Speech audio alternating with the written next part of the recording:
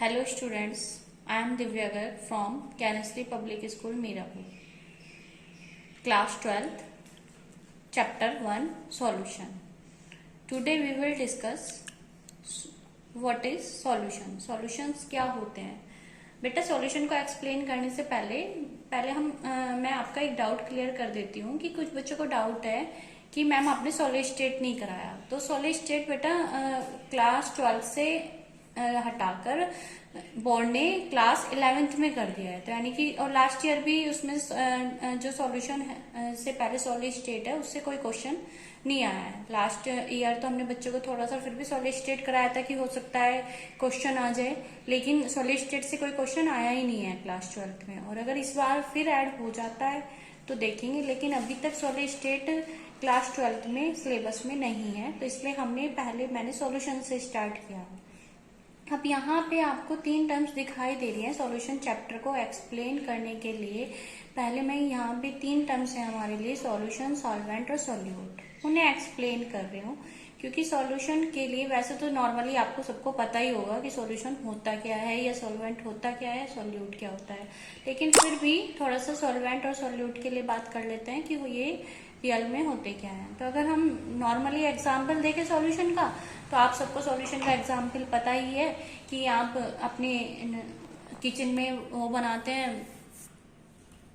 नींबू पानी। तो नींबू पानी बनाने के लिए आप क्या करते हैं, वाटर में क्या डिजोल्व करते हैं, सॉल्ट और शुगर। तो अब यहाँ पे आपने जो वाटर में सॉल्ट डिजोल्व किया है और शुगर डिजोल्व किया है, तो यहाँ पे किस में डिजोल्व किया है, वाटर में। तो जहाँ वाटर में डिजोल्व किया है तो वाटर हमारा क्या है, सॉल्वेंट। और डिजोल्व क्या कर रहे हो, शुगर डिजोल्व कर रहे हो और सॉल्ट डिजोल्व कर रहे हो, तो वो दोनों क्या है यहाँ पे, सॉल्यूट। तो अब यहाँ पे नींबू पानी से मैं आपको 2 बात एक्सप्लेन कर सकती हूँ, क्लियर कर सकती हूँ। तुम ध्यान से सुनना कि एक तो यहाँ पे सॉल्यूशन का टाइप क्लियर हो रहा है कि यहाँ पे जो हमारे कंपोनेंट है वो 3 यूज हो रहे हैं। वैसे तो आप नींबू भी ऐड करते हो, है ना, वो भी एक कंपोनेंट ही हो गया है। नींबू पानी बनाने के लिए नींबू भी तो ऐड करोगे ना। तो इसलिए उसमें क्या हो गया, क्योंकि हम सॉल्यूशन को एक्सप्लेन करने के लिए बोलते हैं कि 2 और मोर देन कंपोनेंट्स, यानी कि जब हम 2 या 2 से ज्यादा कंपोनेंट यूज करके कोई सॉल्यूशन बनाते हैं तो उसको हम क्या कहते हैं, सॉल्यूशन। तो अब यहाँ पे जो डिजोल्व कर रहे हो वो तो क्या है हमारा सॉल्यूट, और जिसमें डिजोल्व किया जा रहा है वो हमारा क्या है, सॉल्वेंट। तो यानी कि सॉल्वेंट और सॉल्यूट टर्म्स क्लियर। अब उसके बाद अगर हम यहाँ ये कह सकते हैं कि हम सॉल्यूशन को कंपोनेंट के नंबर ऑफ कंपोनेंट के बेस पे भी क्लासिफाई कर सकते हैं। एक क्लासिफिकेशन तो हमारा है ही, जो आपने 11th क्लास में भी थोड़ा सा स्टडी किया था, वहां डीपली नहीं था बट थोड़ा सा था कि solutions, gas solution, liquid solution and solid solution, यानी कि उसकी स्टेट के बेस पे सॉल्यूशन को क्लासिफाई किया था। पर सेकंड यहाँ पे सॉल्यूशन का जो टाइप है वो नंबर ऑफ कंपोनेंट के बेस पे हम क्लासिफाई कर सकते हैं। जैसे अभी आपने नींबू पानी में लिया कि कंपोनेंट मोर देन 2 है, तो मोर देन 2 है, अगर कंपोनेंट 2 ही है तो उसको बाइनरी सॉल्यूशन कहेंगे, लेकिन अगर मोर देन 2 है तो हम उसको बाइनरी सॉल्यूशन नहीं कहेंगे। अगर 4 है, सपोज करें यहाँ पे 4 हो रहे हैं, शुगर, सॉल्ट, नींबू एंड वाटर, तो यहाँ पे ये क्वाटनरी सॉल्यूशन है।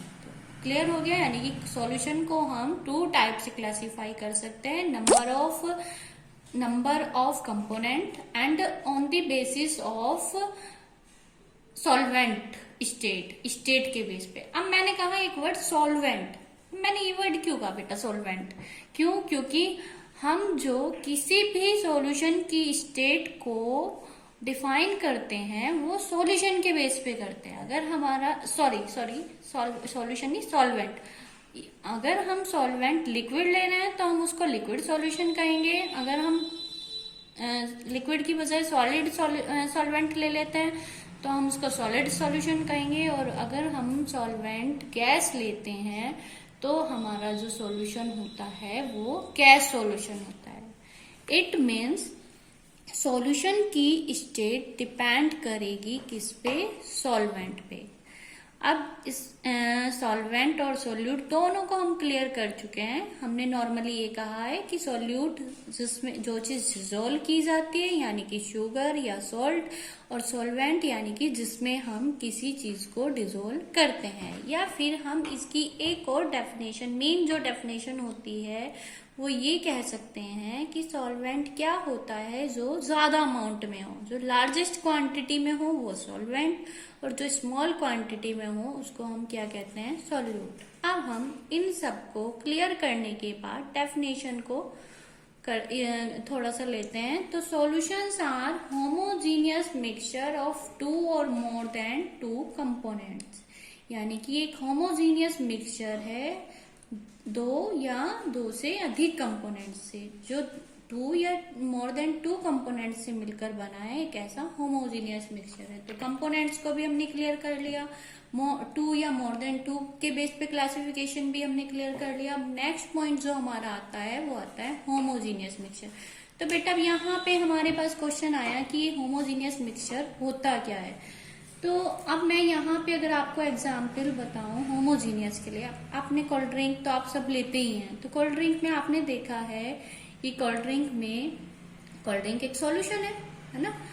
तो कोल्ड ड्रिंक जो सॉल्यूशन है उसमें आप जैसे उसको लेते हैं तो आपने टेस्ट ऐसा पाया कि कभी कि अगर हम कोल्ड ड्रिंक का टेस्ट अलग जगह अलग अलग से होता है। अब जो तुम कोल्ड ड्रिंक लेते हो उसमें टेस्ट हर जगह सेम होता है ना। ऐसे ही जो आप नींबू पानी बना रहे हो, तो नींबू पानी सपोज करो आपने 2 गिलास बनाया, तो 2 गिलास में क्या एक गिलास ज्यादा खट्टा हो जाएगा या एक गिलास ज्यादा मीठा हो जाएगा? पूरा जो सॉल्यूशन है, पूरा जो शिकंजी है या नींबू पानी है वो सेम टेस्ट में तो होता है ना। तो क्यों यानी कि टेस्ट का सेम होना, चाहे वो तुम कहीं से भी सॉल्यूशन को लो वहां उसका टेस्ट सेम होना, उसकी प्रॉपर्टी का सेम होना, उसमें कंपोजिशन कंपोनेंट्स की जो कंपोजिशन है उसका सेम होना ही क्या कहलाता है बेटा, homogeneous mixture.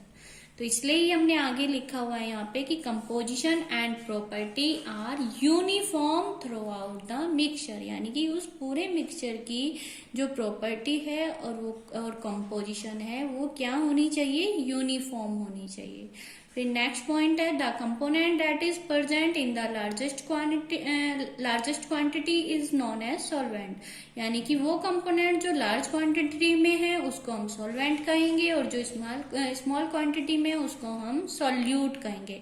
It determines the physical state in which solution exist. It means कि जो हमारा सॉल्वेंट है उसकी स्टेट जो है, यानी कि वो सॉलिड है तो उसको सॉलिड सॉल्यूशन कहेंगे, लिक्विड है तो लिक्विड सॉल्यूशन कहेंगे, और अगर सॉल्वेंट हमारा गैस है तो गैस सॉल्यूशन कहेंगे। यानी कि जो सॉल्यूशन की स्टेट है वो कौन डिटरमाइन करेगा, सॉल्वेंट की जो भी फेज होगी उसके बेस पे हम उस सॉल्यूशन को का टाइप्स बोलेंगे। अब नेक्स्ट पॉइंट, वन और more components present in the solution other than solvent are called solutes, यानी कि उस सॉल्यूशन में जो दूसरा कंपोनेंट है तो लार्ज क्वांटिटी में था और जो सेकंड कंपोनेंट है यानी कि नॉर्मली स्मॉल क्वांटिटी में ही होगा तो उसको हम क्या कहेंगे, सॉल्यूट। तो बेटा इस तरह से हमने 4 टर्म्स को क्लियर किया है, solvent, solute, solution, homogeneous mixture, है ना, या फिर क्लासिफिकेशन के टाइप्स। तो क्लासिफिकेशन को 2 टाइप्स पे हमने यहाँ पे डिफाइन किया है, ऑन द